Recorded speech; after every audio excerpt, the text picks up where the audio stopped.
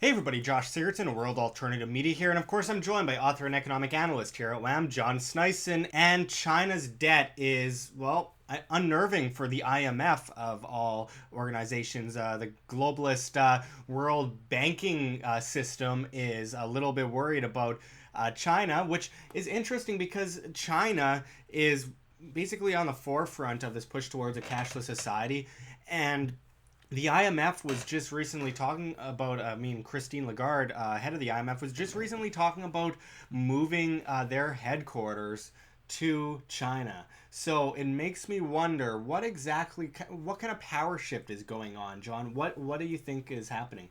Well, first of all, what's happening in China is that they need to monetize their debt. So they put in a lot of powers to change things in their monetary system in order to actually physically create Chinese bonds. They actually have created a SDR denominated yuan backed bond, which is a part of this whole new move towards the special drawing rights system. Yeah. So what they're doing is they're trying to create all of these financial tools and assets in order for people to invest in them, and then start to do what the United States have done, just ship overseas all their debt so they could create massive amounts of currency without hyperinflating the currency.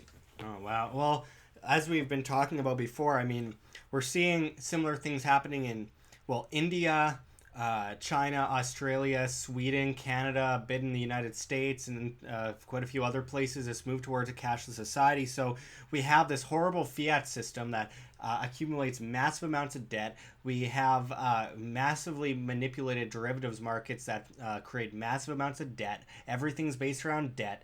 Then there's crazy loans from the IMF that leads to more debt.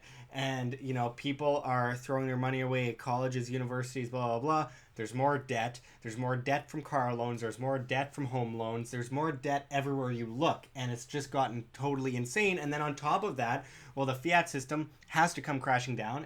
It will. Every fiat system always has and always will.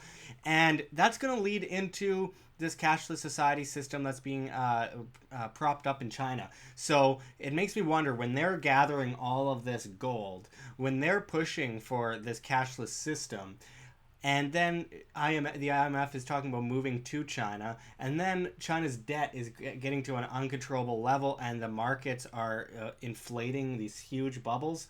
It makes me wonder, are we on the verge of seeing a massive monetary and market revolution within the next couple years where China is at the forefront? Well, I think what's going to happen is we're going to see China actually have their financial Tiananmen Square moment. And the reason why is because when you look at the predicted numbers for private debt to GDP, we talk about that a lot to socialist economies. And of course, China is now getting up there competing with both Canada and Norway of who's going to be the worst indebted country in the world.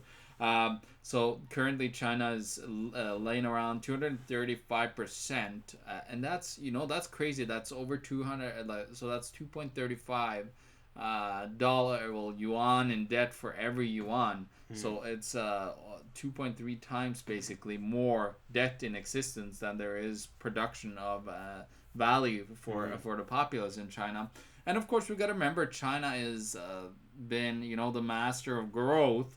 The reason why they've gotten so much growth is, of course, in the first place, they have all these state-owned enterprises, which they are, subsidizing to build massive cities, and these steel and concrete companies. Ghost cities. Yeah, ghost cities, right? So that has built up the GDP for a while. They create massive amounts of these ghost cities, and then, of course, the problem is people are not moving into these cities, so they're left, as these massive ghost cities, malls. We've seen pictures from people going into a mall and there's nothing there. It's just like a massive mall, but there's zero things. But it manipulates the system for a little while. It creates artificial growth, right? So people want to invest in China. And of course, they got to keep this scheme going. It's actually been dropping down just currently. They're looking at only a 4.4 or 4.5% growth in GDP when they had 7.5 before. So you're looking at like the slowdown on this manipulation is happening because the world economy is telling them that it's not going to happen. Like, you guys gonna have to to be careful here, because you centrally plan that economy into oblivion. Now, of course, China is trying to move to a consumer economy, which the United States is, where they're now trying to, push a lot of debt onto and create a middle class that's going to, spend all this stuff that. The problem is you create this middle class with debt because they can't afford, like they're kind of the poor, but they can't afford to buy things because they don't have access to capital to borrow it. Well, what happens is you got all this middle class becomes created, and it happened in 1024 in China, where when they can start borrowing credit, you have a massive increase in people that actually are wealthy, but they have a ton of debt. That they borrowed all this wealth, that they had their nice car, their nice house, all this credit card debt, but they're so heavily indebted. So if something happens, you have a deflation in the economy, something goes down, well, that debt is going to become so overly expensive that the system collapses in on itself. And of course, the continuous, growth and printing of yuan on a massive scale. They've been manipulating the stock markets over there like crazy. So what is happening is they're just pushing this bubble, as everybody is, with forcing mass amounts of debt into the economy in order to create this growth, to save the Shanghai indexes from collapsing in on themselves, which they have, like they collapse, and then of course they prop them up with buying shares and stocks and everything. Well, you can't forget, we're talking about growth. Think about the fact that they're literally creating islands in the South China Seas. They're building so much that they're building earth. They're building land. They're building islands in the South China Seas and creating new territory. That's serious building. And then you see things like with the debt.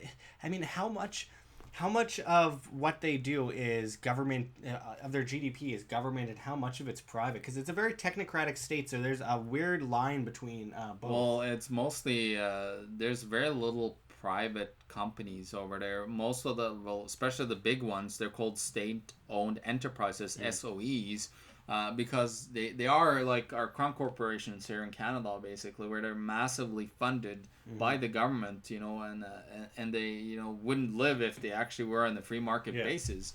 So they have them in all kinds of aspects of, especially the commodity sectors and so on, and that's how they survive. Like that's how they create it. They call themselves state capitalist. Well, Norway is a state capitalist as well, so that should tell you something. Well, that's one of the problems with a lot of the assumptions people make about, for example, capitalism. They say, well, look at Hong Kong and look at these places in China. They're all capitalist. No, they're corporatist. They're government controlled, regulated, taxed.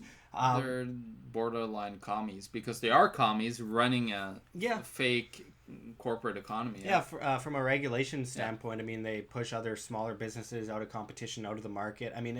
It's kind of scary because there is a weird mixture, because there is some capitalism in China as on like the markets, like the farmer markets, and then a lot of those kinds of it kind of reminds me of a lot of the back alley Chinese markets that we've seen so many times on TV before.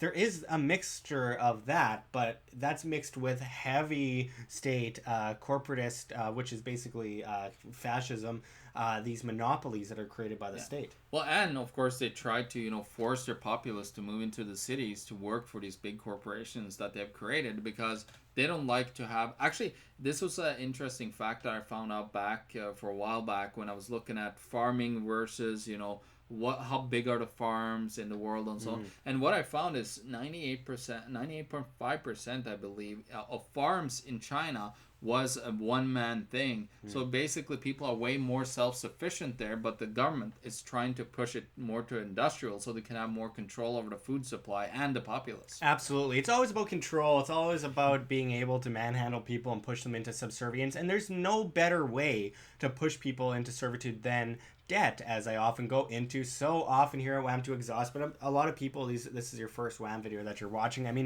It all comes down to shoving people down that bottomless pit of debt and forcing them to ask for a ladder up from the government or the banking system, and that puts them in perfect servitude, because in debt populace is subservient populace, and I think that can't be said enough, because that's exactly the kind of end goal that a lot of these. It's a Ponzi scheme that they got going, Josh. Yeah, absolutely. And on top of that, they divide you and they conquer you and they push you into debt and poverty, and it's just it's on such a vast scale, and people have to start understanding the more basic forms of market principles and economics, which basically trump out all this nonsense that you hear in the media on a daily basis regarding the markets and the monetary system, because you don't learn about the very fundamental basics in this system. You just hear about rich people bad, poor people good. It's far more complex than that. There's a system that's being created in order to push you into poverty. That you said the right word. It's far more complex. So what central bankers today do, of course, they believe in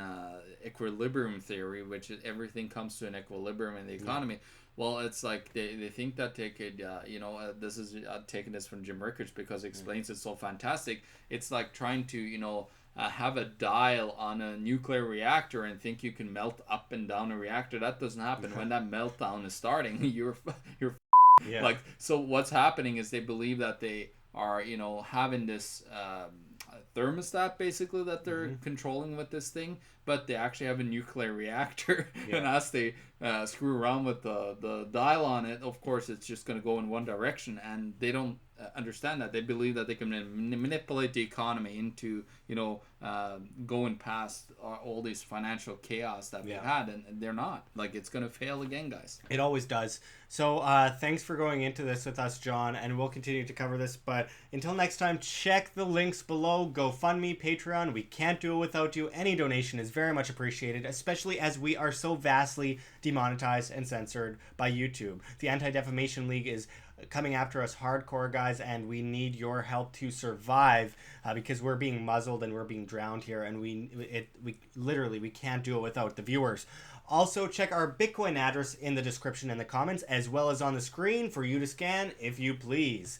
And also check me out at Josh Sigurdson, and check John out at The Economic Truth at steemit.com. That's steemit.com, the future of social media, knocking the dinosaur social media right out of the water as they try to censor you. You can go on steemit.com and make money, cryptocurrency, off your blogs via the upvote and demand of your post. It truly is the future, guys. And I can't forget John's new book, Canada, the greatest economy in the world, ? It's up on China, the greatest economy in the world, ?